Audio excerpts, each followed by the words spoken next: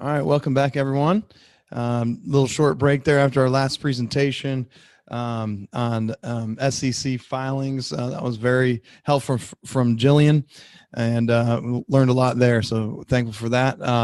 Well, we are here at the final discussion in room 2, final speaker of the entire event.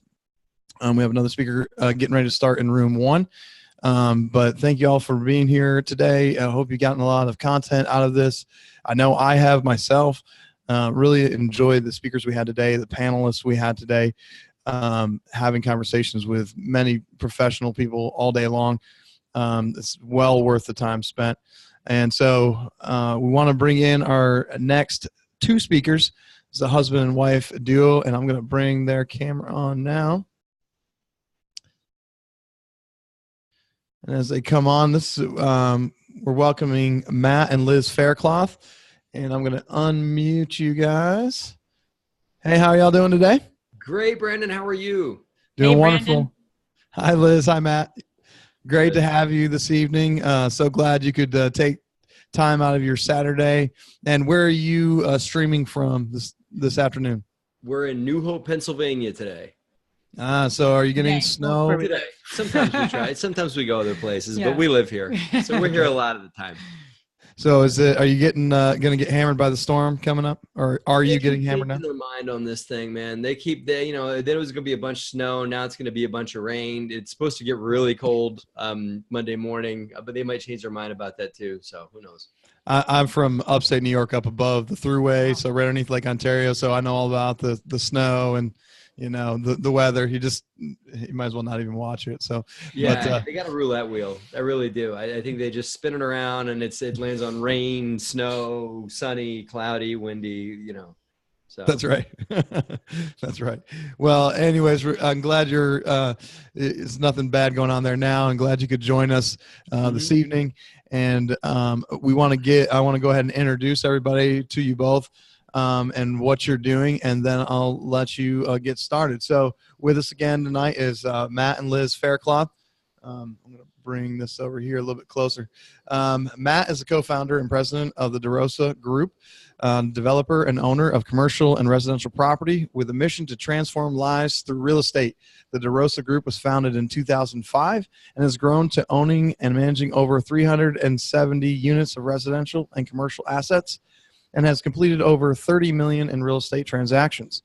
Matt has been featured on the Bigger Pockets podcast and has written Raising Private Capital, Building Your Real Estate Empire Using Other People's Money, available at biggerpockets.com. So that's Matt. And then his wife, Liz. Liz is the co-founder and chief advisor of the DeRosa Group. And she has helped build their portfolio to owning and managing apartment buildings, multifamily, mixed-use buildings, and commercial buildings throughout the East Coast.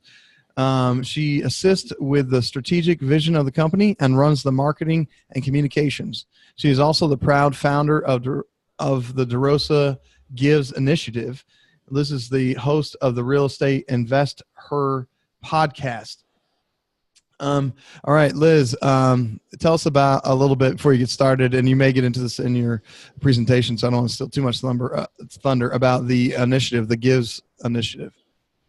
Yeah, so we started, we're based in Trenton, New Jersey, and like many areas, there's, opportunity to support and help and, make a difference in the community while you're doing projects. So yeah, what inspired us is to, take a percentage when we win, so to speak, when we make money, or, there's a win that we have, the DeRosa Group, we give a percentage back to the community, and we choose a different charity or initiative to give to. I'm looking to expand that more. My dream and focus is to do more of that kind of work and actually create some more initiatives. But right now, that's what it looks like, where we're, as we win, we're trying to support the community that we're based in. Awesome. That sounds great. Well, I want to give you as much time as you need. If you want, can you guys see the Q&A box on your screen? No. Or you see it down at the bottom where it says Q&A? I'm not sure if you're viewing on one screen or two. Just one screen. Okay. Because we'll have... Yeah, chat box. There you go. Yeah, chat box is one, and then you should have Q&A also. It's right there. Oh, there we go. Yeah. Yeah, Okay. Q&A gives you the ability to track questions. You can type answers or answer them live, and then you can check them off. We So should that move it. way, No, make not sure to you see it. cover everything. Yeah. So we need to keep that open, right, Brandon? Yeah, If we want to. and I'll be tracking it as well because I can see it too. So if something comes up and you can't see it, because sometimes when you share your screen, it goes full Can't screen. see it. See it. Okay. So I'll track those. Do you like to take the questions throughout, or do you like to wait till the end to do that? If we could just take them at the end, you know, we've got a pretty Liz I was wants gonna to, disagree, Liz wants but to that's take all them right. during. No, I'll go with Liz and we'll take them during. Well, If it's a long, if it's a that's fine. long answer, we could just kind of manage Yeah. at the end. But Sure. Well, what I have found is that sometimes they're answered throughout the presentation. So they'll be asked early on, and then as you give your presentation, they'll get answered. So sometimes it is helpful to just kind of wait till the end and they filter out a little bit. So I'll leave that up to you as long as you can see it. If you can't, I'll be tracking them and the comments. So without further ado, you can share your screen down at the bottom on the share, and I will mute myself and stop my video and let you have it. thank you, Great. Brandon. Thank you. Just give us a second to navigate the tech here. Oh, that thing's in the way. Yeah, you gotta just get that out of the way. Okay. Yeah, press that. Okie dokie. Okay. All right, guys. So my name is Matt Faircloth, as Brandon said, and it's an honor to be here with you guys. And Liz and I are going to talk to you today about investing with your spouse and how to make it all work, meaning how to make the marriage work, the business work, all those things work in tandem together. So Liz and I have been investing together since 2005, and we did it the wrong way for a while. We just, stepped on each other and just fought a lot and argued a lot, and it wasn't working in a lot of different ways. The business wasn't working. Our marriage wasn't working. A lot of stuff wasn't working. And it finally came to a head when I said to Liz one day, you know what, Liz, if something doesn't change soon, we are headed for a divorce. And it was tough for me to say. It was tough for us to hear. Yeah, it was tough for Liz to hear that. It was a tough conversation to have, but it was a fact in that. And so since then, Liz and I have made a lot of adjustments in who we were as a married couple and what our business was about and what each of us did.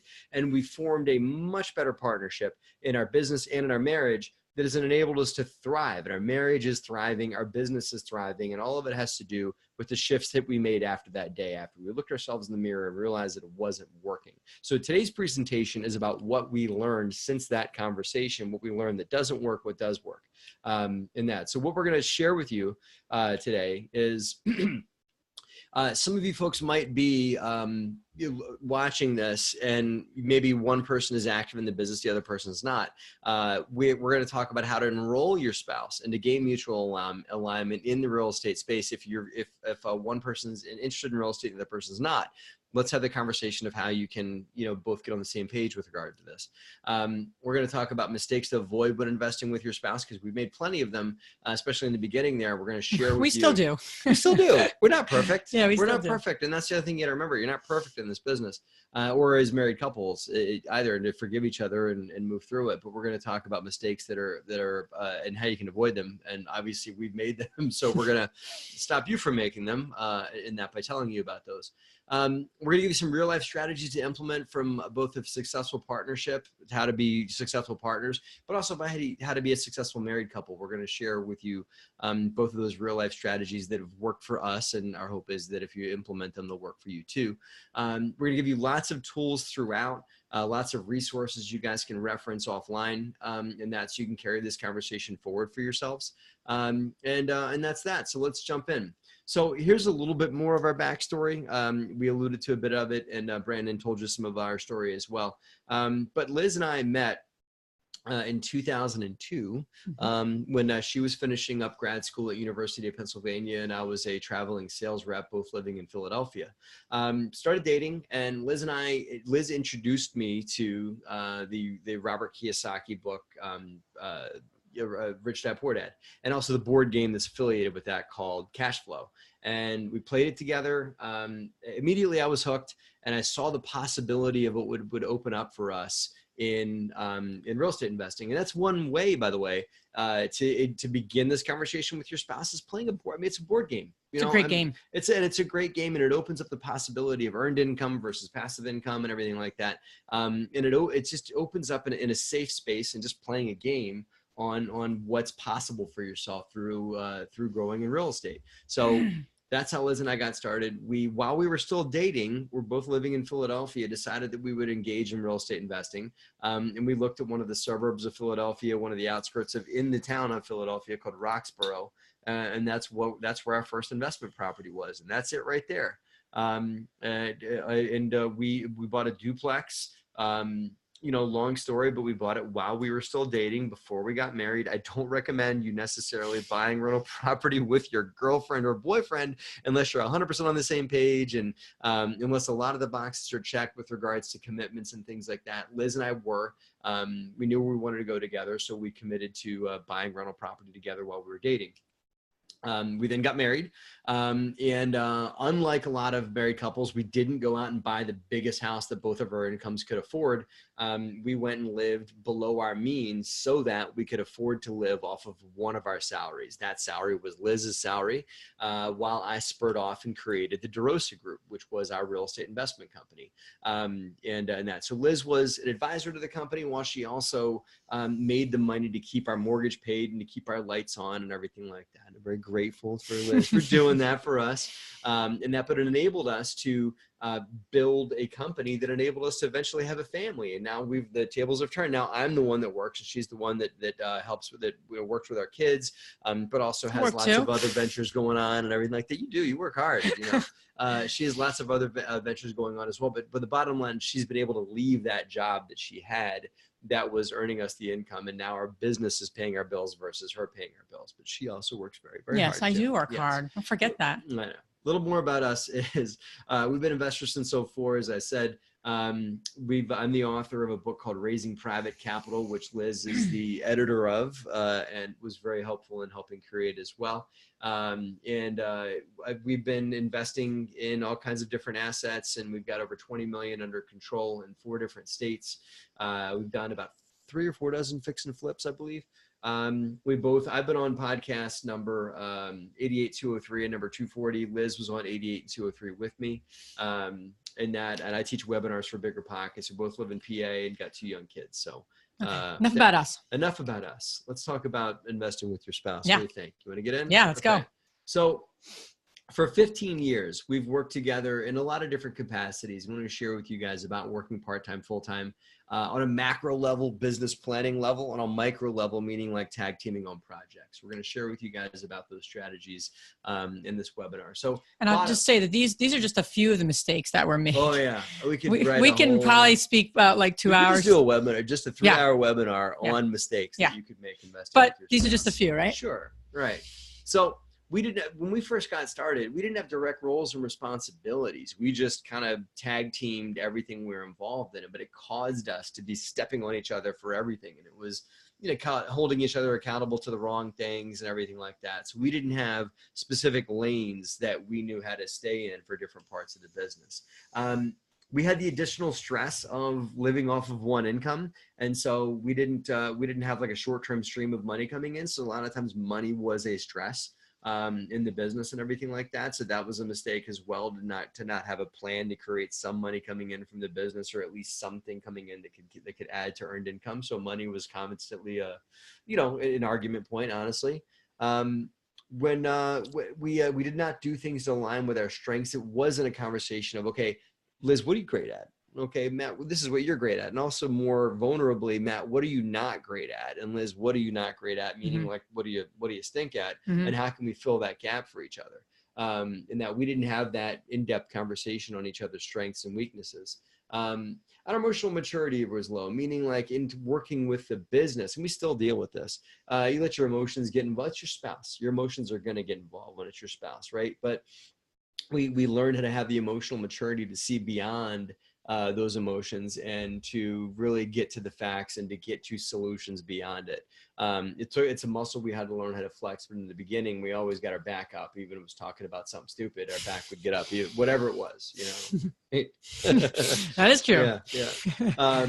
Okay, so Liz is going to take us through a couple of paths here. Right. So we're going to talk a lot about, wow, I haven't talked at all. I've been listening to you. You've been talking a lot. You've been talking a no. lot when I Okay, talk. so return the favor. We're gonna, Go ahead. Matt loves to not interrupt me, no. Mm-hmm. So there's two paths that we're really going to focus on with this webinar today, and really hopefully give you some tools and strategies on using this in your own relationship, because that's really what we put this together with the thought of, like, how can you use this? Not so much it's theory or nice to know, but who really cares? But how can you use it? That's really what we put this together around. So the first path we're going to talk about is, there's people listening to this. I'm sure there's some of you listening to this that you're just interested in enrolling your spouse to at least get their support, in your real estate venture. Mm-hmm. They don't need to work with you. They don't need to be involved in the business. They just need to support it.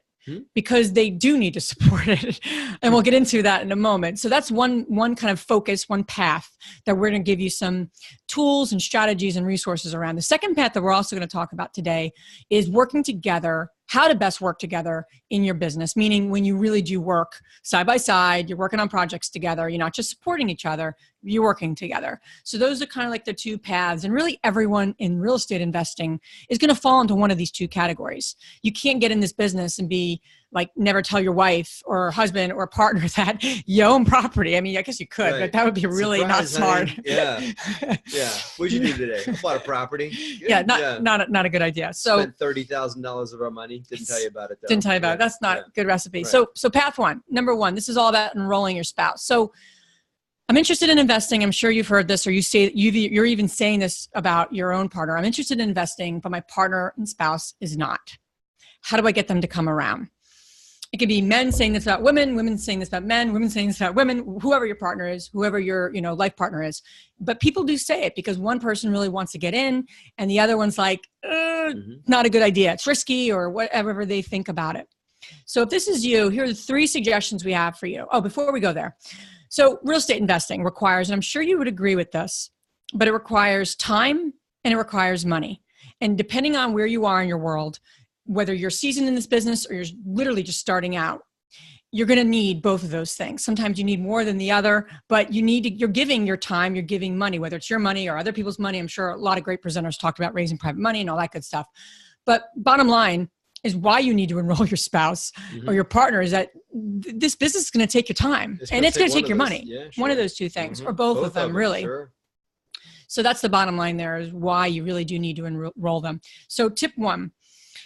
Here's number 1, established shared goals and a shared vision of your life together. And I know it's 5:15 for many of you on the East Coast. And this is like, you guys are kind of like, you've had such a great conference. This is literally the last session, but we're going to go, we go kind of deep here in some level, because we don't want to just give you like superficial stuff. We want to give you stuff that you're going to use. So you don't want to just talk about your goals. Okay. That's not going to be helpful. I mean, that's going to be helpful, but not as helpful as actually talking about and establishing and really getting into what your shared goals are and your shared vision is for your life together. I think it was on our first date together. I mean, over a glass of wine, we're like talking about, where do you want to be in 10 years? And, the fact that I like Michael Jackson and all these different random things. But we went there. We talked about spirituality. My point is that you've got to talk about this stuff. So here's some questions. And make sure you're on the same page. It's the bottom line that you want to make sure that your goals are the same as your spouse's in some way. So if you have not done this with your spouse, and if you've not done this with your partner, we came up with some, 5 to 7 questions that could be conversation starters. Because sometimes it's like, what are your shared goals? It's hard to answer. So here's some questions, and hopefully you'll get a copy of this. What is truly important to each of you in your life? You need to answer that. And if you don't know it for yourself, you need to have that answer before you talk to your spouse about it. What do you value as a couple individually? What would you do if you knew you could not fail? Okay. That's a great question. I know. I came up with these questions. I know. If we have a family. You ask me that question all the time. If we have a family, what do we want to teach our kids? What is our legacy? What legacy do we want to leave? If we can wave a magic wand, what would we want to do? What would our life look like? And then where do we see our lives, in 5 years and 10 years? And that could be collective and not just real estate, but collective, because real estate investing is a means to life. It's all connected. So those are just some thought-provoking questions to ask. I found that last one to be one of the most powerful questions that a married couple can get into. And it's beyond real estate investing. It's just where are we? Where do we live? How many kids do we have? What are we both doing for a living? And you and I have done this where we actually describe life as if we are living it 5 years from now. So it is now the year 2024, and I'm this and I'm that. I'm this old, you're that old, and our kids are this, and this is what we do for a living. This is what our like day-to-day activities look like. And it's something to revisit every year, because what we wanted last year is now different. So it's like you got to keep expanding yourselves. But I think that's critical to do. If you've not done that, by doing this with your spouse or your partner that they're not as enrolled in real estate, by having these shared goals, you might start to get their eyes open to that this is part of a bigger plan. It's not just buying a property. It's actually part of a much bigger plan. And then the 5 Bs, I kind of made these up, the 5 Bs, I should trademark it. But during the... somebody else watching will just that's okay.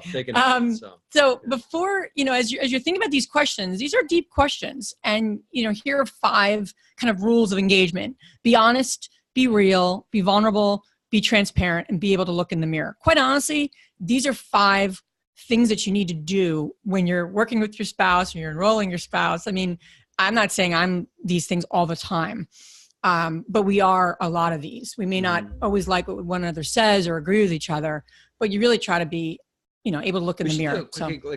Let's a quick example of where you and I went on this with the Bs. I mean, I can say, being able to look in the mirror, I had to realize for myself in working with Liz that I'm in a lot of ways have to just own that I'm too nice sometimes. And that's why that enabled me in our business to, like, through Liz's encouragement and my realizations of that, I don't work with contractors anymore hands-on. I have people that help me do that because I'll be forgiving. I'll let them go, hey, it's okay. I'm sorry to hear your daughter's sick and you can't work all week this week, and here's a check anyway, or something like that, right?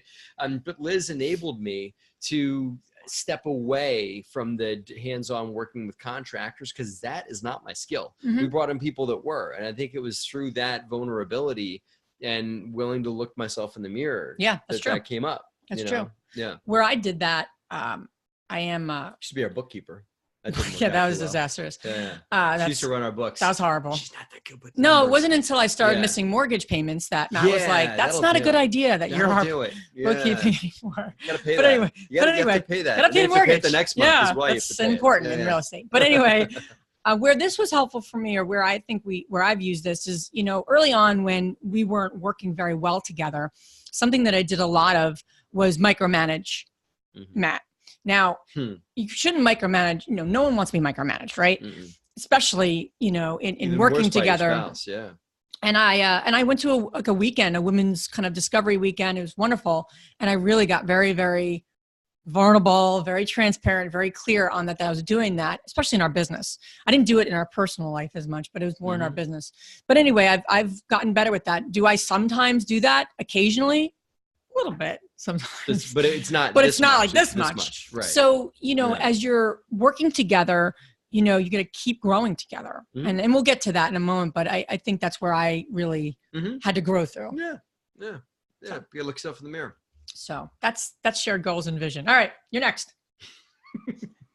We got an agenda. Got to always have to have an agenda. Cool. Anyway. All right. And so this is something that Liz and I had to deal with as well. And I think that you just got to realize that not everyone, your spouse is not you. And so your spouse isn't wired the same way that you are. And one of the biggest things that we debated over, and I see a lot of other spouses debate over, and this could be that if your spouse is not interested in getting involved in real estate at all, most likely is because your spouse's risk tolerance is different than yours. And that, and just the bottom line is that everyone has a different tolerance for risk. Not everyone views the world the same way. And I think that one of the biggest flaws of humans is to expect other people to view the world the same way that you do from a perspective of risk. So there are folks that are very, very risk averse. Liz isn't 100% risk averse, but Liz has a way lower risk tolerance than I do. And for me, I have a way higher risk tolerance than Liz does, but we have that balance. And I think that there is an opportunity to leverage your spouse's risk tolerance to kind of meet in the middle at some point. And I think that there's an opportunity to understand your spouse's risk tolerance. So if your spouse or your girlfriend or boyfriend or whatever is looking at real estate and saying, this is too risky and there's no way I want to go be involved in this thing, what they're really saying is, I don't understand it and I don't know it. And the reason why they're saying it's too risky is because it's not known. Where people that are more risk averse are willing to get into things that are not known because they want something new. And there's nothing wrong with either one of these things. Okay. Just the people that are more risk tolerant, they're higher risk, affinity like myself, they just get bored easy. That's all it is. It's just, and it's not that we want to gamble or take a risk with our money or whatever. It's just we want to try new things because we like new things. And so you can't judge your spouse if they want to get into something that's a little more risky. It's only because they're looking for something new. It's not because they want to go put all your life savings on their roulette wheel. It's because they're looking for something different. And if your spouse is like very, very adverse to get into this, all they're really saying is that I want to be conservative and I don't understand it yet. And I want to stick to what's known and what I know. So all that means is you got to give them more data. You've got to explain it and help them get in and help them understand it and give them resources and maybe give them people that are not you to explain it to them that they can trust and help them explain it and understand it. Right. So an example of this was this happened recently, about 6 months ago. I was approached to help raise capital for someone that was buying a winery, a hotel, and a golf course in South Jersey called the Renault Winery. It's a 150-year-old facility. Really great opportunity, but also one of those kind of like risk, slightly maybe looking for a new thing, kind of things. Like I wanted to make sure that I wasn't just chasing what they call a shiny nickel, like, oh, hey, there's a squirrel, like well, hey, distraction. Yeah. A distraction that would pull us away from which happened in our early business a lot, all the time, where we would be all the time. very distracted. And that is something that can happen for folks that are less risk averse. They can end up chasing a lot of different things. More risk taking. Yeah. Right. Risk taking is they will just like, oh, let's try this. Let's try that. Let's try this. And they don't get anything done. They have a lot of fun, but they don't get anything done. Right. And so the benefit is to use someone that's more, risk conservative like yourself to help balance that out. So I decided to run it by Liz and say, hey, listen, let me spot check this with you. And I told her the whole thing, and her and I talked it out, and she decided, you know what, it is worth it because she understood it. She met the guy that was putting the whole thing together, and we both agreed that it was a good risk to take, but it took her to understand it first and to get her head around it first to determine that it was a good opportunity and worth getting ourselves into. And through a conversation, a healthy, not to use the word debate in a bad way, but a healthy debate to like, well, what about this? What about this? What about this? We both agreed that pursuing this Renault Winery project was a good one, and we did. And we helped the guy raise money. We're now a partner in this project, and because of that conversation, we're able to grow our brand and expand our business into a new front and something that we haven't done before, which is raising money for others for a really large project like this.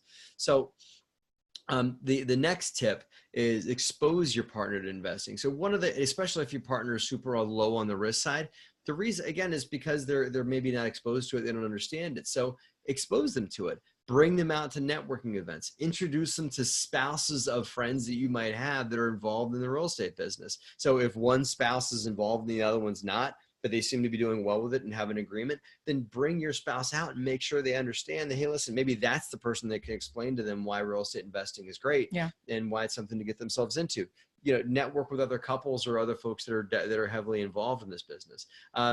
Blog sites like Bigger Pockets and everything that Dan Hanford's up to as well it is obviously something that you could expose them to, and there's lots of stuff out there. There's books that are beginner books. Of course, Rich Dad Poor Dad is an easy book for anyone to read. You don't have to have a financial degree to read Rich Dad Poor Dad. So you'd have your spouse read that. Play Cash Flow. And what other podcasts should women be encouraged to listen to? There is one called the Real Estate InvestHER. I'm going to do a shameless plug. You should. But it is a podcast dedicated. The Real Estate InvestHER show is dedicated. And men can listen to that too. Men can listen to it, but that's not who our audience is, right, Andressa?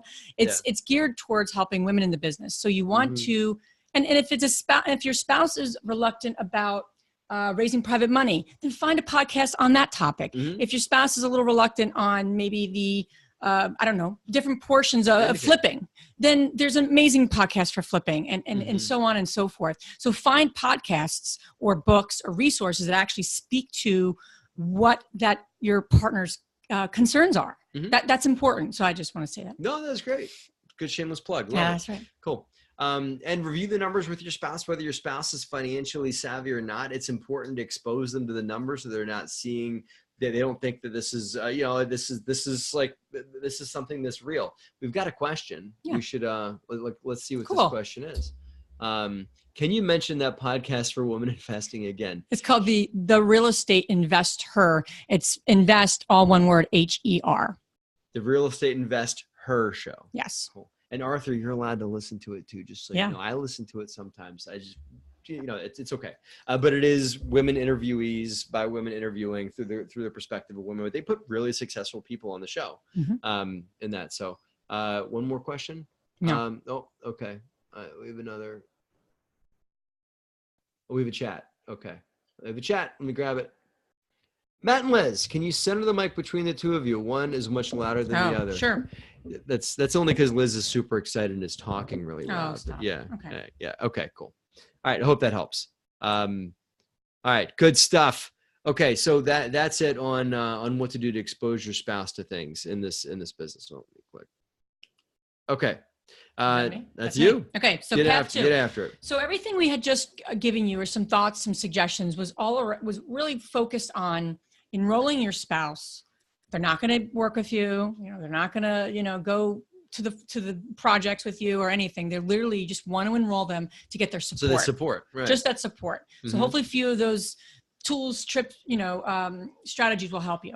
Second path we really want to get into is really working with your spouse, like day to day. You're in this business together on some level. Business partnership. Partnership. Okay. So that's where we're going here. So you actually want to work alongside your partner. And it's funny is that when I meet people, we moved and I'm meeting a lot of new people. So every time someone says what we do, I share what we're up to and that I work with my husband, and they're like, are you crazy? Are you serious? Why do you work with your spouse? You know? Man, yeah. How do you do it? I'm like, well, we don't work in the same office. But, sometimes we do. Yeah. But regardless, you have to really set yourself up for success, because it could get really heated and challenging. And it certainly has for us. So some people are thinking, working with your spouse, you're happy together. It's like walking on the beach, enjoying each other. But what ends up happening is, you're like two tigers sometimes fighting, and you want to avoid that. And again, we've been in both places. So I have a quick video to share, and I really hope it works. But because it's awesome video, and this is about just the male-female relationship and seeking to understand. And even first. if you can't see, well, hopefully you can see it, but I'm going to play it and we'll hope for the best here. Oh, nope. Technology. Okay. We got this. Don't y'all worry. All right.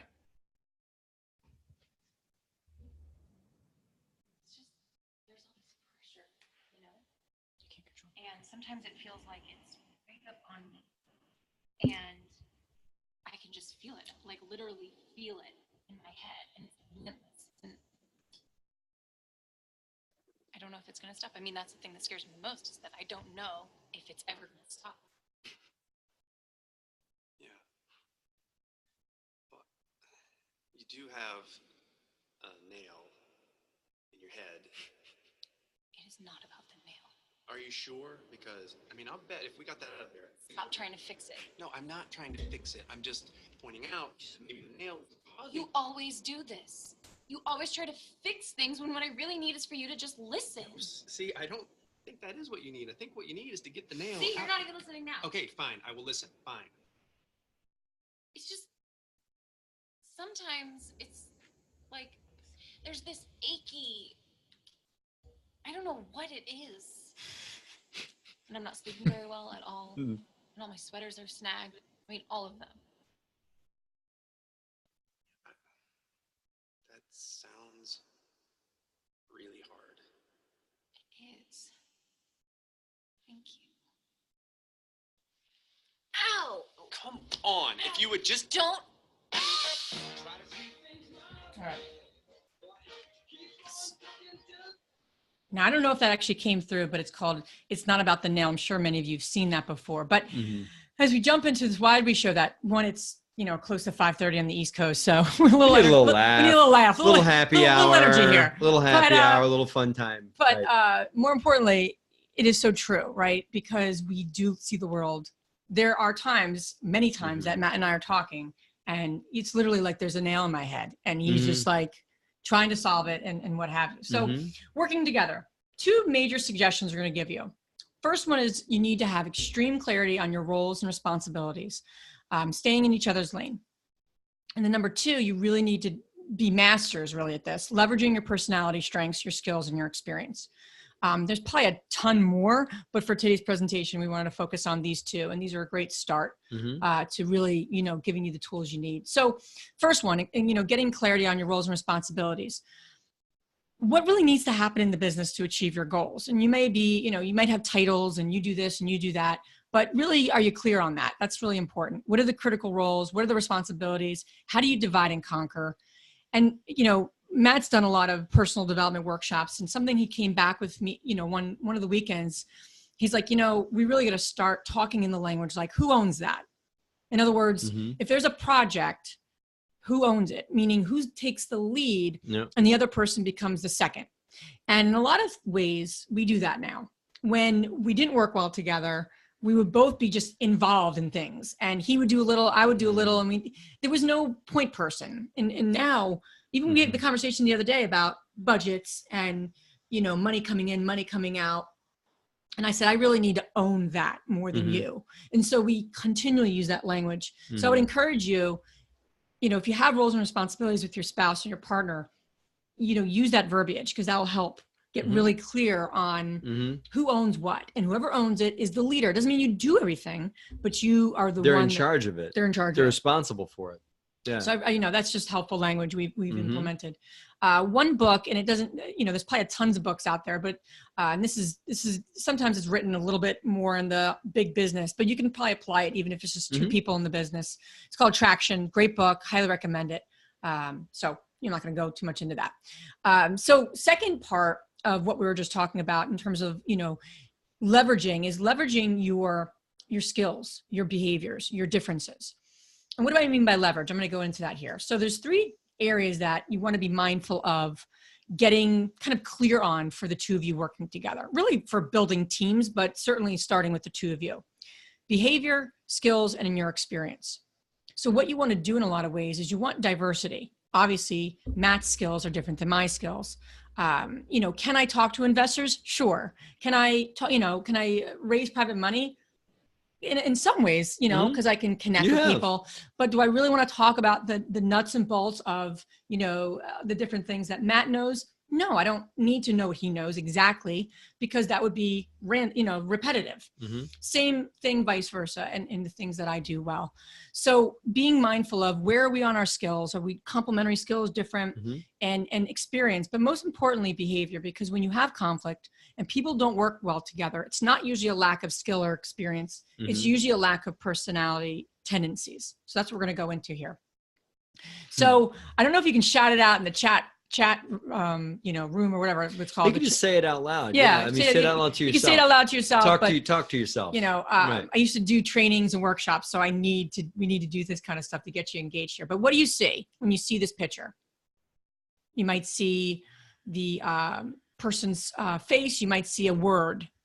Might be the word cursive. If you turn your head to the right, it says liar. What do you see there? Could be people see a duck or they see a bunny. What do you? No. So get that out. Matt. Okay. Yeah. I'll just Can you put move answer that? line. Yep. What are you doing? Nothing. We're good. Okay. Keep going. Okay. Sorry. Okay. Why is this not working now? No. Just you're fine. Just. My clicker's not working. Sorry, everyone. Now it will. Go ahead. No, it's not. I don't know what you just did with the live. You just did something. Sorry, guys. Hold on. Our slide deck here is frozen. Okay. So some people might see a man's face. Maybe others see a mouse. And then this is an interesting one, but people have seen. I've taught this. I've shown this to people over the years, and they see a lot of funky things in this. But if you also see a man's face, people see the face of Jesus here. So that's the other, piece of it. So a couple of things here. I want to really give you a, keep going. Yeah. Can you just turn that off? Awesome. So I want to give you a map to really work through working with your spouse. Okay. Again, coming from the leveraging personality perspective. I want to give you a really important tip. So I worked with teams when I was doing my consulting work. Matt was shared that earlier. I focused on just consulting Fortune 500 companies to small companies around this type of work. So this is, part of my expertise in my little head that I'll never forget. So part of working with your spouse is that people get really annoyed about certain things about each other's personalities. I know there's nothing that annoys me about, or you get annoyed by, now I'm joking. Never. A lot of things annoy my husband sometimes Never. at times. But you want to really get clear on where do you fall on this continuum? And then how do you, beyond just tolerating each other, but actually leveraging each other's differences? Because your best partnerships and your best teams, I'm sure you've heard some amazing speakers in the last few days of this conference. I'm sure you've met some amazing investors. I tell you, give me their partnership, and one person, they leverage each other's differences. Hands down, you cannot give me an amazing partnership and that they don't do that, investing with their spouse. They have to, just based on what I've seen. So first one is dominance, okay? In this real simple way, there's a continuum here. To the right means you have more of it. To the left, you have left. Matt told me before we started, he goes, don't go into an hour on this because you could talk too much. You could. You're very knowledgeable about this. Well, I want to give you a brief overview so you can really have these conversations. I mean, we want you guys to take a few things, a few nuggets from this presentation and actually use them with your spouse this weekend. That would be awesome, because then you're putting it into action. So dominance. If you're towards the right of the continuum, you are more self-confident and you are more independent. Based on what Matt said earlier about the risk-taking, you're more of a risk taker, okay? If you're on the left of dominance, you're more unselfish, you're more accommodating, you're less risk-taking, you're more risk-adverse, okay? So how do you think that type of person deals with conflict? The person on the right is more conflict, direct and in people's faces. On the left is more shy to conflict. So that's something to be mindful of. Where are you both? You might have two people on the high side of dominance. Okay. That's a whole other discussion of conflict because you might think you're both right and those sort of things. Extroversion's an interesting one. I'm sure you've taken some of these personality assessments, and why I have predictive index on here is that's where this comes from. It's a phenomenal tool, but extroversion high means you have more extroversion. Empathetic, understanding, they like people, like talking to them. They can talk too much. On the left means they're more private, they're more reserved, okay? This is a big one for leveraging each other's styles because the one on the right, they like to talk things through. So if you're working with your spouse and you come home and you're like, hey, and you're talking things through, the other one's like, why are they talking on and on about something, So on the left, vice versa. Matt and I, for example, are both high on extroversion, okay? He tends to sometimes overtalk me because he's even more extroverted. So at times I become quieter, but I'm not a quiet person by myself. So it's interesting. You have to be mindful of where the person is and how do you really use that to your benefit. Then to connect that to the job responsibilities, what in our business is not getting taken care of based on our personality, based on our skills, where are our gaps, and if you are not an analytical person and you're, dealing with underwriting and figuring if an apartment building and a multifamily is a good deal, you might need to figure out where to get that personality type if neither of you are like that. So finding out where you and your partner are on this continuum or any continuum for personality is critical because then to achieve your goals, to buy multifamily, to do X, Y, and Z, you got to figure out where the gaps are. Am I right? Two of our business partners, where do you think they are in extroversion? Do you think they're high on extroversion? They're not. They're lower than we are. Both of them. We got enough of that. Yeah. So it's just really important. If Matt tells me about somebody he's going to work with and he describes them to me, I get really turned off if I know they're too extroverted because we have that personality trait already. Not that, you don't want more, but you have to be mindful. Patience is all about quickness. So on the right means they're high, they're patient. Here's the key thing. If your spouse is high in patience, they like familiarity. Okay. So if they like familiarity and you're moving into a new thing and you're trying to invest in real estate, where do you think they are on that? They're not too pleased because they like things that are familiar. So as their spouse, you need to what? Right. Familiarize them. Yeah, get them. You're right. Expose them to it. Get them comfortable. Right. And allow them to be patient because patient people, if you try and force them to be impatient and go, they'll start backing down, right? You have to allow that patience to work its way through things. One of the best ways to leverage somebody who's patient is that they're amazing at allocating time and resources. And that is huge. And buying multi-family, managing it, and that's huge. So that's something that's huge. And the people that are low on patience just want to get on with things.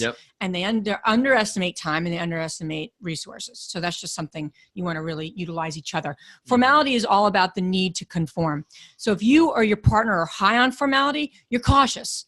You're an expert. And that's, many people, they want to learn as much as they can about something. Somebody low wants like the bullet points, right? Give me the high level. I'm higher on formality than my husband. So that's something we need to be mindful of. How do we adapt to each other? How do we communicate? I know he's not going to read most of the things sometimes I give him, but I know that. Okay. But I need to then present it in a way that works for him. So we talk it through, and then I might send him something as a follow-up. I like to see things in writing. You don't really give me too much in writing, but you need to work on that. That can be something you work on. No. So the bottom line here is figure out where you are. If you have not taken an assessment with your spouse, go take one. Go take a free one. Don't do any like, what animal am I? Those are totally not useful. But do one that's like a quality assessment, okay? But you can get free ones or pretty affordable ones. Do one of those with your partner. Colby, StrengthsFinder. Yeah, there's some great ones. Do them with your partner and discuss your results. That's so powerful, okay? And as you build a team, do the same thing. Yeah. We didn't mention this, but StrengthsFinder is a really good, it's a great book. It's a great long, I don't know how to, it's not working. You did something. So. There we go. Okay. So a lot of this, what Liz just talked about, comes down to communication. And what I mean by that is it's about what kind of communicator are you? And there's nothing wrong one way or the other with communicating. But like, do you over communicate? Do you overtell? I tend to do that because I tend to think out loud. But there's also people that under communicate, meaning like you might not be speaking your truth and everything like that. And if you're over communicating or under communicating, it can create a gap in. Can I share one? Yes, you may. Sorry, because we're good. We're doing good on time. We're really worried about not being good on time, but I want to actually give you a key piece here. One of the biggest frustrations, I think, when we have worked together is communication. Yeah. There's two reasons people avoid sometimes working with their spouse: communication and conflict. Yeah. That's it, and that's where we're headed. Avoid conflict. Yeah, and that's where we're headed with the next two pieces. So if you look at extroversion. If you are high on extroversion and you know that about yourself, you like people, you like talking to them, what have you, you can tend to over communicate. So in other words, you can say something, and we probably have done it on this workshop or this presentation. People that are extroverts say the same thing 4 or 5 different ways because as they're talking about it, they're actually processing. No, it's really. No, I'm laughing because I do that. Okay, all right. I do that. I'll say the same thing over and over again. You call me out. I do the same thing. I do the same thing. Yeah. So, but the bottom line is the reason for that is because they need to express themselves outwardly. But as they talk, they solve their problems. People that are lower on extroversion tend to process things internally in their minds. They're more analytical, the more technical. And when they say something, it's well thought through. They're some of the most eloquent, well-spoken people. When they say something, they say it. They don't say the same thing over and over. I admire that in people. I do too, because you're not like that, and vice versa. Usually you admire the qualities that you don't have yourself. Yeah. But what I'm trying to tell you is that if your spouse, if you are low on extroversion and your spouse is higher than you, bottom line, and I can put money on this, you under communicate for your spouse, meaning you don't talk enough with them. You don't keep them in the loop. So say you go down the path, you enroll them, they're excited, or even if they're just moderately excited, or even if they're just neutral about you investing in real estate, you go buy your first multi, you got your 4 unit under or 15 unit or however many unit building under contract. Yeah. And then you go through the whole process and something happens, and you're not telling your spouse enough. If they're extroverted, even if they're not involved in the business, they're going to want to be kept in the loop. And I can tell you, hands down, working with like hundreds and hundreds and hundreds of people, that is the single reason people don't work well together when that personality style. Yeah. Because the high extroverts over communicate, people low on extroversion under communicate. So just want to make that a point. That's great. Yeah. And going to communication is a great exercise that Liz and I use. And we've shared it with a lot of folks, and it's called continue, start, and stop. Now we didn't create this. No, we didn't invent this. This is not something that we actually got it from somebody else. But it is a phenomenal, I don't even know where it comes from, honestly. I don't either. But it was handed to us by another couple that it really made a difference in their marriage and that. And so what continue, start, and stop looks like, and I've used it in non-marital related business conversations and stuff like that. It's really, really powerful. It looks like this. Each person says one thing that either the partnership, the business, the other person, themselves, just we collectively need to continue doing. Hey, this thing is working and we should continue, whatever it is, whatever that is. And then they should start doing. And that, like, the next thing is which we should start. Okay, I see that we're not doing this. It really benefit us if we would start to do X. Start to have these meetings more frequently. If we would start to seek to understand first, if it would start to whatever, if it's a small thing, big thing, whatever it is. And the last one is something that requires a little bit more courage and a lot of vulnerability to say, and that's calling out something that's not working, whatever it is. And again, you gotta have be in the tree of truth or in a safety or whatever it is, that anything can come out of your mouth, that it's okay to say whatever needs to be said. But you got to call out something that's not working. And I'm going to say this thing right here needs to stop for us to be successful. That's continue, start, and stop in a nutshell. Each party has to talk and give a continue, start, and a stop. But Liz and I have found it to be extremely effective in our marriage and our business, and also in other conversations we've had with other people that weren't you and me, but we still use it.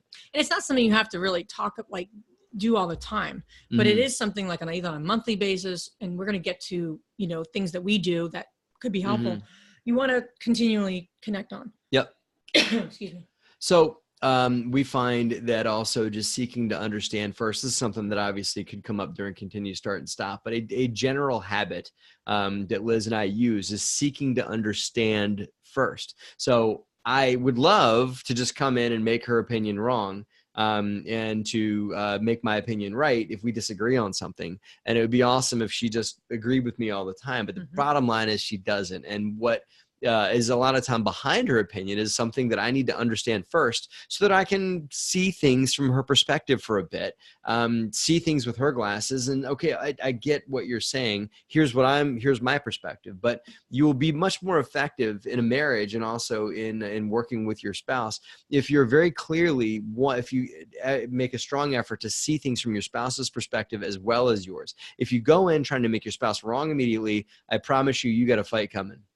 In that, because it's your spouse. They don't want to be made wrong. They want to be heard. And that, even if you validate what they're saying and then give them your perspective on top of that, and even if they don't agree, it's at least you validated where they're coming from. And this is a continual, this week we had all the time 2 or 3 conversations about different things in our business, all kinds of stuff working on, and we both have strong opinions, so it's going to happen. But it's imperative to see the perspective from your spouse first, and then you can offer yours after that. That is one of the habits from the 7 Habits of Highly Effective People. It's an oldie but goodie, but the truths of the 7 habits still hold up more than any of the older books that I've seen out there. So I highly recommend the 7 Habits of Highly Effective People as a book to read with your spouse, and go through each 7 habits with your spouse and use that to leverage your marriage, but also your business as well.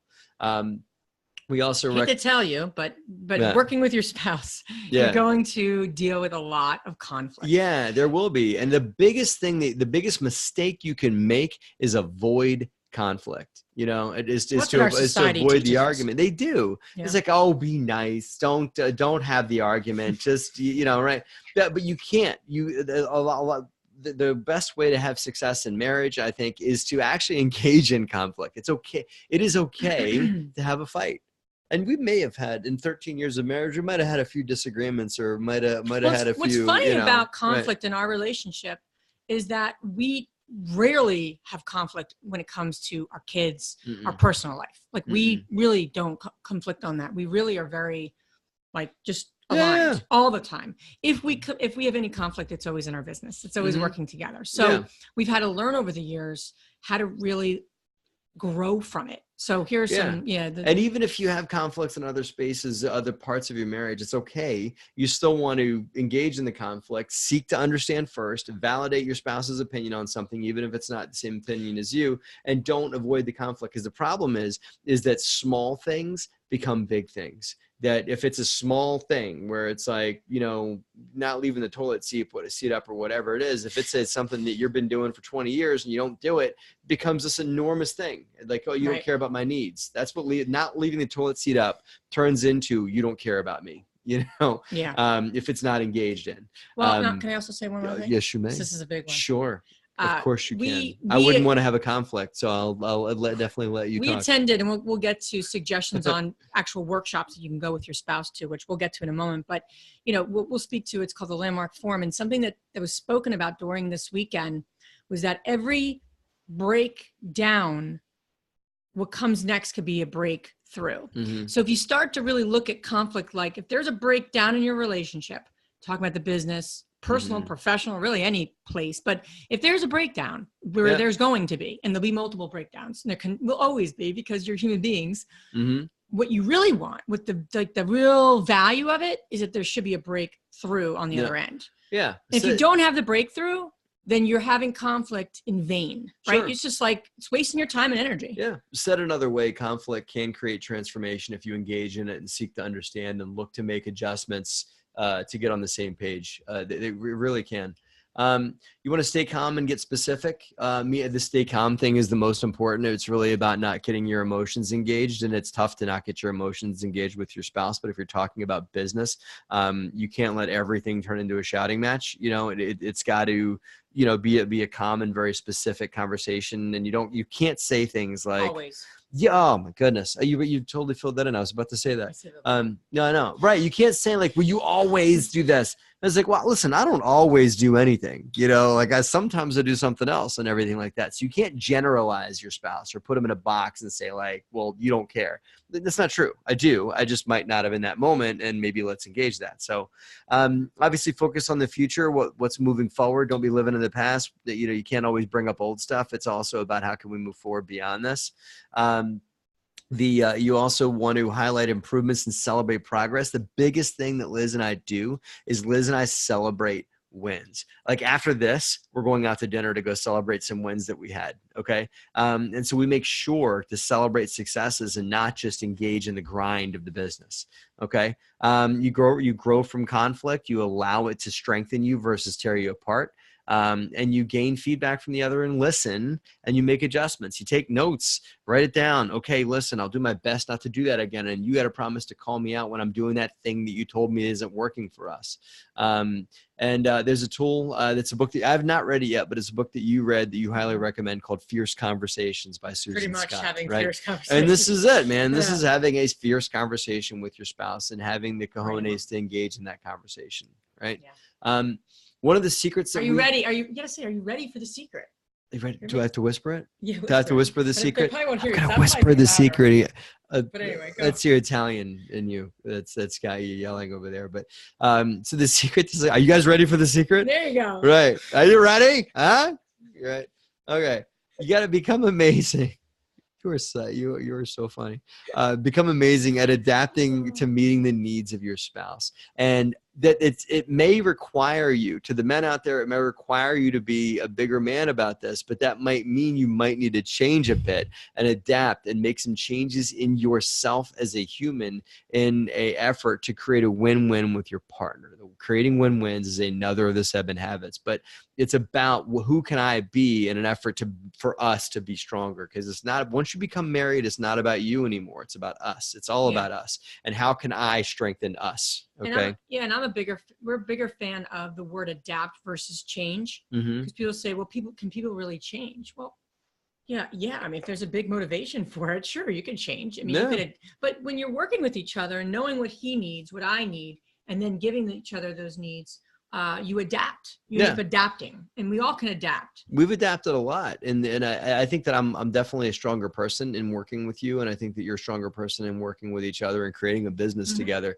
But I'm definitely not the same person I was 13 years ago. Right. I'm a much stronger person now, but it forced me to give up some parts of myself that weren't working for us. That it caused me to adapt, and adapt is not a bad word. So, so final thoughts, guys. Bring it home. Bring it around the corner. We're rounding third towards home Thanks base. For staying with So us we want to bring it home. And we're gonna do, and do. don't forget, we're gonna do Q&A after this. So warm up your great questions for us because we can ask them. But here's some final thoughts on working with your spouse for personal and professional growth.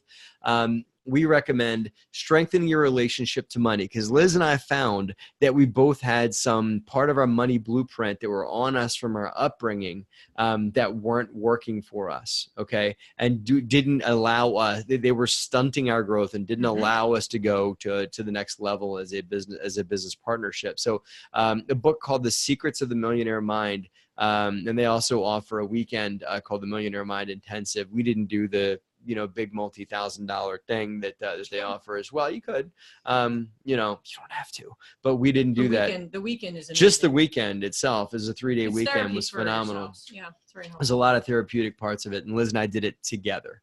So I'll click it. You do next. Yeah. The next one was communication strength of relationships. So communication is like a muscle. It's like going to the gym. I mean, I wish I could just go take a spin class and be good for the rest of the year, but that's just not. Wouldn't that be awesome? Yeah. Just like one spin once, class for the done. year. But no, that's not how it works. It's a continual process. So there's the same thing with building your communication. If you're going to work together, build a business together, support each other, and stay married, you need to become masters of communication. You have to become not even good at it. You have to become masterful at communication, like exceptionally amazing, especially with your spouse, but with everyone, but with your spouse above all else. So we highly recommend this weekend. It's called the Landmark Forum, and it's a 3-day, very intense weekend where you really unravel how you become who you are. And not to get too deep, but you really get a chance to explore things that aren't working for you anymore and letting go of some of that. And to be able to do it with your partner, even if you have a business partner that's not your spouse, I would highly recommend doing anybody, it. Just as a person, whether you're married or not, man, that's a great weekend. It gives you tools. Yeah. Liz and I recommend that you join or start a mastermind group, and this could be a gender specific mastermind group, doesn't have to be. And you could do those kinds of things together with your spouse, but also more importantly, you need to do things like that are away from your spouse, to go and get into other circles and get into, like I do some men only masterminding, and you do some women only masterminding as well, including the Real Estate InvestHER show, and you've done some other stuff as well. And I've done some stuff for men only, but what's great is I get some tools there, and also I get to bounce things off of people that are also not my spouse. So we're not saying is that your only advisor in your business should be your spouse, no, or it's that actually the worst thing. Oh my God, can you imagine? But Liz and I go and get tools and strengths and ideas and things like that out there, and then we always bring them home and converse them with each other. There's nothing I don't talk to Liz about, but there's plenty of stuff that I talk to other people about as well as Liz. Okay. So I think that the bottom line here is that you want to do things both on a personal level and a professional level, but also do things individually and do things together. That's really important. Yes, do both. We also recommend that you have monthly board meetings, whether you've got an active business or not. But if you're looking to do work together, you need to have a board meeting where you like get tasky, but not working in the business of like, let's make sales calls together or something like that, where you work on the business, where you review your goals and talk about where you're going and what's working, what's not, and do some continue, start and stop exercises, or talk about commitments you want to do moving forward. Just examine the state of the union and everything like that. Go over your goals, go over whatever, it's going go to over all kinds of stuff. What you want to achieve as a family. It could be, personal stuff as well, but it can also be on the business too. Actually we have young kids, and we should, we've been through other weekends where they recommend to do this with your kids. If you have kids that are at age where they're understanding some of this, it's a team effort, that you're investing and you're going to property and, doing what you're doing to better your lives. Yeah. Our oldest is 5, and I think we'll start doing a family board remodel with him very soon. Yeah. That's you. Okay. So then you also want to do weekly check-ins though. So that's really critical because that's the working on it. That's the tasky things. It's the stuff that needs to happen. This is the other important thing. Have date nights where you don't talk about real estate the whole time. It's hard, believe it or not. It's hard when you work with your spouse to not, and that's something we had to do. We had to learn in the beginning is that as much as we're working together, we're also still married beyond everything else. And I would trade everything we've built in business for her. Because I wouldn't, if I had to trade, like, okay, Matt, you get to keep one, you get to keep your wife, or you get to keep all that business and everything like that. I would go with her a million times over one, because I want my marriage first. So my marriage, bottom line, is more important to me than all that stuff and everything like that. So it's still important to have those conversations and to talk business, but you also got to stay married on top of all of it and everything like that. And not have stay, but actually, have thrive. Who says stay married? Yeah. I want to thrive as a married man, so cool. And quarterly getaways, just the two of you. If you got kids, do quarterly. I mean, again, this is for us because we have young kids, so maybe that's where this is coming from. But it's also important to not be mom and dad, to not be business partners. Just be yourselves with each other and enjoy each other's company and everything like that.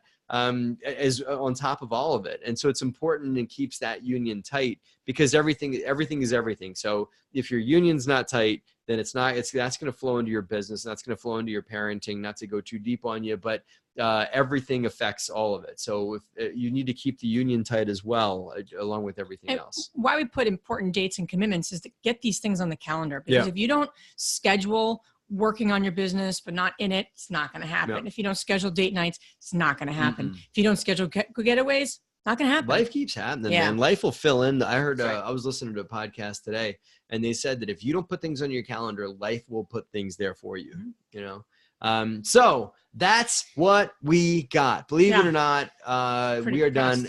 We've got Q&A for you guys now. I know a few questions have popped in. I stopped jumping and look at the questions because it was throwing Liz and I off during the presentation, but I really would love to get your questions now. There's some during the chat bar. Let's check those real quick.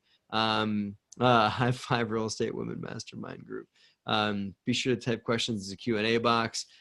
Cool. All right. So and nothing's off limits. If we can be of any help, or, man, so someone has a challenge, and they don't know how to manage it, happy to, talk about it. Yeah. Bethany saw a rabbit, by the way, earlier during the, cool. What's up, Brandon? What do you think? How did we do? Doing great. This is, an important topic to everybody, listening. I was assigning, roles to myself and to my wife as I was looking at your chart there, as far as extrovert, or, I'm definitely an A-type personality. She is on the patient side of things. And so, as you were saying those things, I was recognizing how it takes her time. And I was just having that discussion actually with Dan about, something I was talking to my wife about, how I have to plant the seed and then wait for that seed to grow. Whereas I'm a executor, right? I'm just like, all right, make a decision.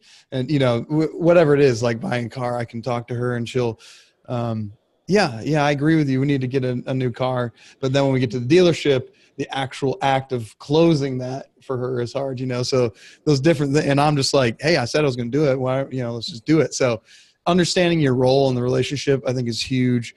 And just really understanding your spouse's role and where they're coming from is largely important. And, while the questions are coming in, I just want to touch on another thing. You were talking about, going on a date and talking about something other than real estate the whole time, and how that's hard to do. And while I understand your point about that, I do want to make another point that, we shouldn't feel guilty about that if you work together, because you're talking about your life, right? And really that's what every couple does. Like, let's say, you work at separate jobs, or one of you is a stay-at-home parent and one goes out to work.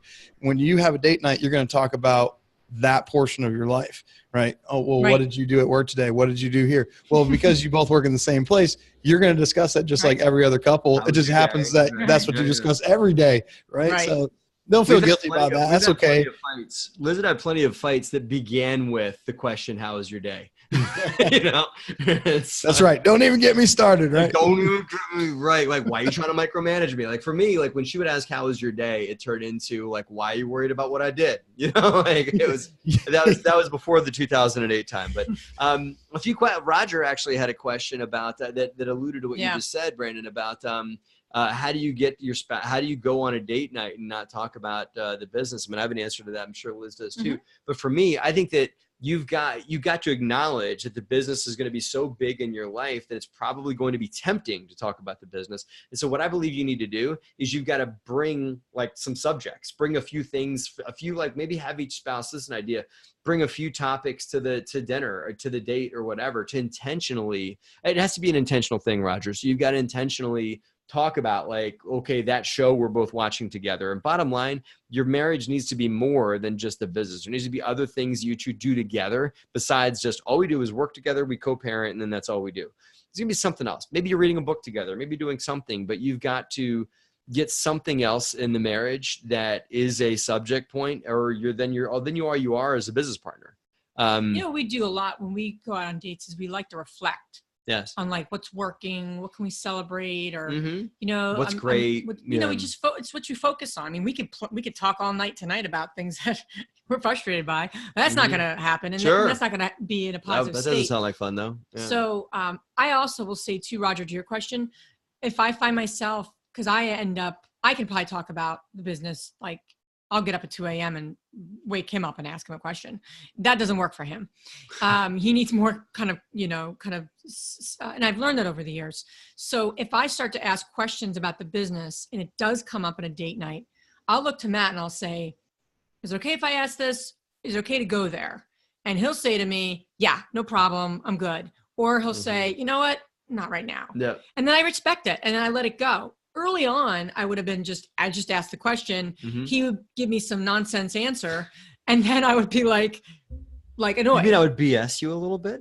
Probably, because you could do that. So I guess the bottom line is you've got to know where your spouse's kind of comfort level is. And we've really learned that over the years, I think. And what my needs are is different than yours. Yeah, if I've had a hard day, I mean, the last thing I need is for my wife to come pouncing on me about the business right when I walk in the door. You know, and she gives me that space now, and we can still discuss it, and I can process it with her now. You know. Yeah, and what each other needs from each other is important. What one another needs in the relationship. So Margaret had maybe you can direct Margaret to your website. Margaret, you wanted to know more about Liz's pilot program that she's running through the InvestHER, which is probably talking about what are the meetups and stuff like that. But she could learn more about that through. You could just, if you go to the website, therealestateinvesther.com, I knew we were running a pilot program on helping women form their own mastermind groups. And then we also have meetup groups for women in business that are opening up around the country. So, but yeah, you could also shoot me an email, Margaret, at liz@therealestateinvesther.com, and I'm happy to help. And I've got the link to your website in the chat box down there. Awesome. All right, cool. And we've got about 3 minutes left. Okay. Oh, we're speed rounded, Brandon. I do the first one and I'll do the second. All right. Bethany, this is a tough one. I feel you. How do you get your spouse to talk to other advisors or even get them to go to 3-day events when they're avoiders and don't want to deal with issues? First of all, I think that I just don't call your spouse an avoider, because that's in line with Liz's. You might want to comment with regards to the PI thing about like your spouse really is an avoider. They're probably just more cautious than you are. So I would want to get to the bottom of why they're avoiding it. And I think that if you're finding that to be the roadblock of you moving forward with them, then I would have a conversation with your spouse and say, listen, what's standing in the way? Maybe that's a good question. What's standing in your way? This is where I want to go. I see you have things that are standing in the way for you. Well, okay, I see it as risky. I see this, I see that. Then just uncover what's holding your spouse back from this. And maybe you can go there first and then patiently do what you can to expose them to what they can to get them more comfortable again. Is that right? Absolutely. Cool. All right. Take Mina. Yeah. And I would just say, so Mina's asking, do you have any process or tips around making the distinction between being business partners and spouses. We tried a lot of stuff. Yeah. So, I mean, really, most importantly, have a board meeting, have a monthly board meeting where you are talking about the business. You are going over numbers. You are going over your goals. Are we on target? Are we off target? What needs to change if we're headed towards this? I mean, we have very frank monthly conversations about the business, and we go high level and strategic, and then have date nights, have time to just have fun together, to really have that spouse time. What's going on with the kids? Or if you don't have kids, what's happening in our lives?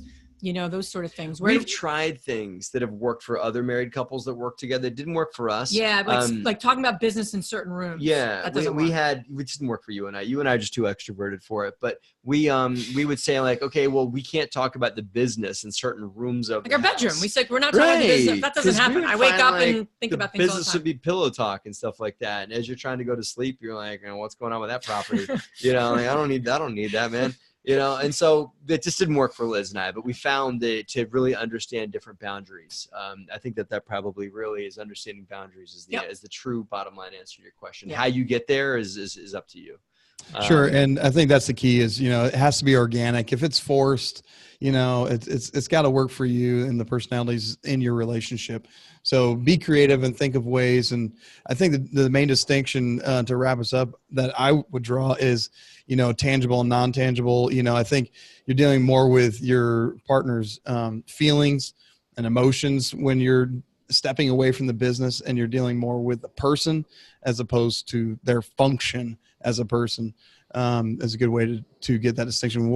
How do they feel? You know, how are they growing as a person? What are some things that they've been going through, or, you know, different things like that. So get on a personal level and that'll help make that distinction. But really a great discussion, very helpful. I enjoyed listening to both of you. We appreciate you giving up your Saturday evening and a portion of that to give some great content to people listening tonight. And we really appreciate it. I got a lot out of it. And you get the prestigious award of being the final speakers for this 3-day event. So I don't know if there's an award. I'll check with Dan, but no.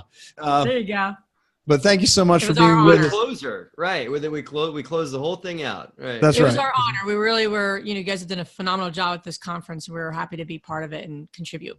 Well, thank you. It's because of people like you that made it so successful. So again, thanks a bunch. And hopefully you can enjoy the rest of your evening. Maybe you'll take a date night or something. That's right. Yeah. Oh, you better believe it. Yeah. Yeah. Thank you. All right. Thank you. Y'all have a good evening. Thank you. Bye-bye now. Bye-bye.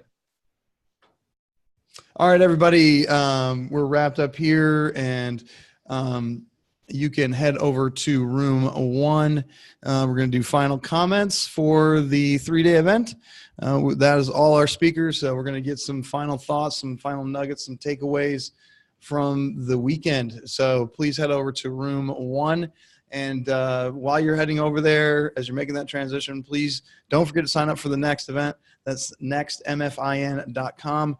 Please don't forget to do that. Take advantage of those savings now. We got well over 100 people registered for that now. So get your spot. A lot of those people are going ahead and taking advantage of the VIP. We got some great stuff planned for the next event. So please go ahead and do that. And we will see you in room 1.